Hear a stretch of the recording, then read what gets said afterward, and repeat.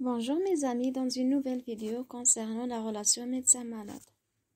C'est quoi la relation médecin-malade? Elle consiste en quoi? Ce n'est ni relation amicale, ni familiale, ni commerciale, c'est une relation de confiance qui s'inscrit entre un patient et un médecin dans le cadre d'un acte ou d'un suivi thérapeutique. On dit que c'est une relation asymétrique. Que veut dire ça? Ça veut dire qu'elle naît de la demande d'un patient souffrant adressée à un médecin ayant le savoir sur la maladie. Le malade attend quoi de cette relation? Le malade, en fonction de sa personnalité, attend un soulagement et si possible la guérison. Mais il n'attend pas du médecin une action purement technique. Il demande également un soutien, une réassurance, voire l'établissement d'une relation affective.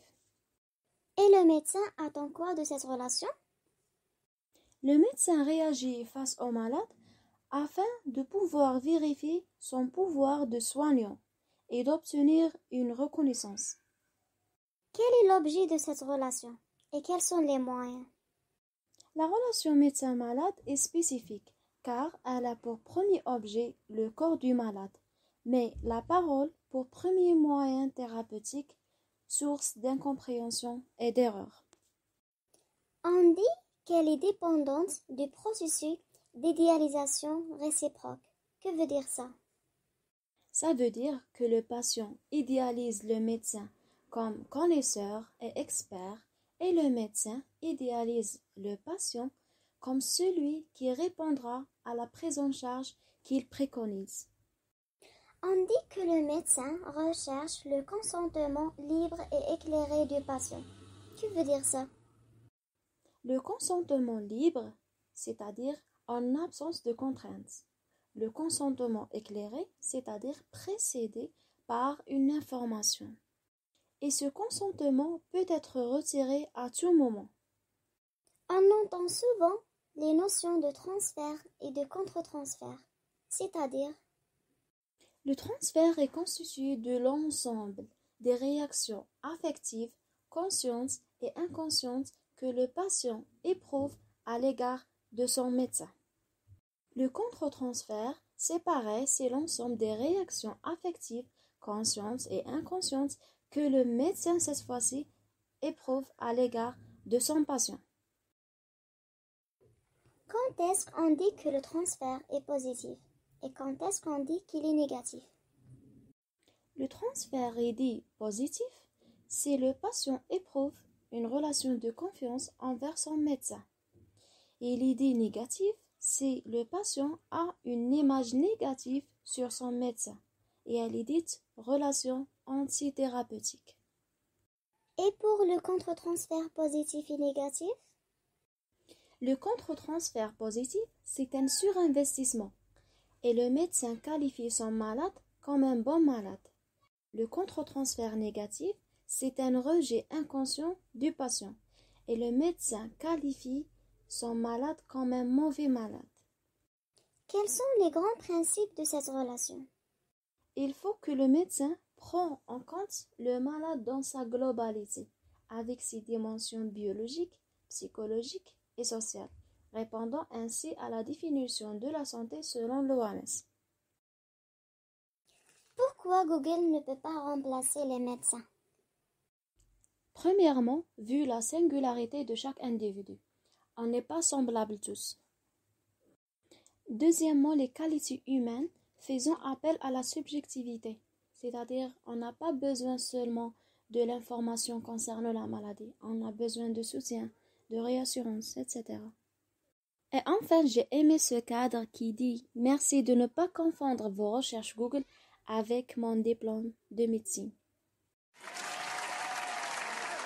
Quels sont les différents modèles de relations médecin-malade? Premièrement, médecin-décideur, aux relations paternalistes.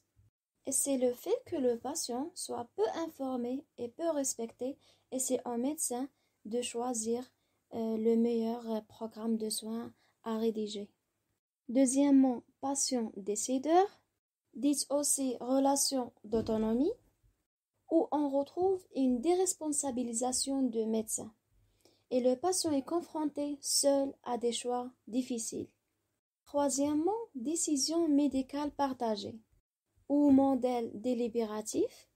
Et dans ce cas, on retrouve des notions d'échange, de communication, de négociation, de compromis, de dialogue et la décision sera pluridisciplinaire. Quels sont les droits du patient? Les droits du patient ont évolué. Premièrement, droit à l'information. Le patient doit être informé avant chaque geste thérapeutique. Et il a le droit à l'accès au dossier médical.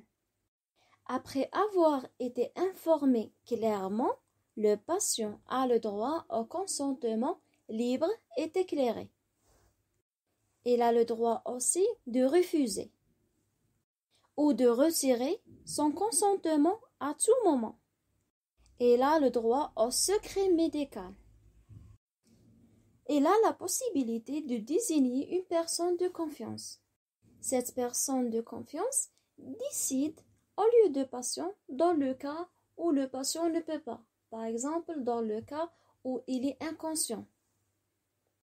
Il a le droit au respect de la personne et c'est essentiel. Il a le droit à être soulagé de la douleur. Et enfin, il a le droit à l'intimité. En pratique, il faut être en empathie, c'est-à-dire savoir trouver la bonne distance entre le médecin et son patient. Il faut déchiffrer la plainte du patient, c'est-à-dire il faut rechercher au-delà de l'offre, c'est-à-dire on va demander ce que le patient n'a pas dit. Il faut prendre en compte les préférences du patient dans le projet de soins. Et il faut adapter son comportement, son discours à la personnalité du patient, à sa demande et à ses besoins. C'est-à-dire, il faut donner des explications claires, adaptées au niveau de compréhension du patient. Il faut reformuler si nécessaire. Évaluer de temps en temps les informations du patient pour savoir s'il a bien appris ce qu'on a dit ou non. Il faut être pédagogique, c'est-à-dire il faut accepter un patient qui exprime son désaccord. Il faut savoir que obtenir le consentement libre et éclairé du patient veut dire établir un contrat de soins, veut dire une implication active du malade dans la maladie, veut dire une décision médicale partagée. Et c'est essentiel pour l'efficacité de son projet de soins. Et pour l'annonce de la maladie, comment faire? L'annonce de la maladie dépend essentiellement de la qualité de relation médecin-malade. Cette relation influence sur l'effet psychologique de la maladie sur le patient. La flexibilité du patient joue aussi un rôle important dans l'annonce et c'est au médecin de savoir si son patient tolère l'annonce directe de la maladie ou il est nécessaire de faire ça progressivement. Il peut aussi recourir à la personne de confiance pour l'aider à annoncer la maladie. Il faut noter l'importance de la communication non verbale, c'est-à-dire la proximité, le regard, les gestes du médecin à l'égard de son patient. Et comme conclusion, cette relation est au cœur de la pratique médicale.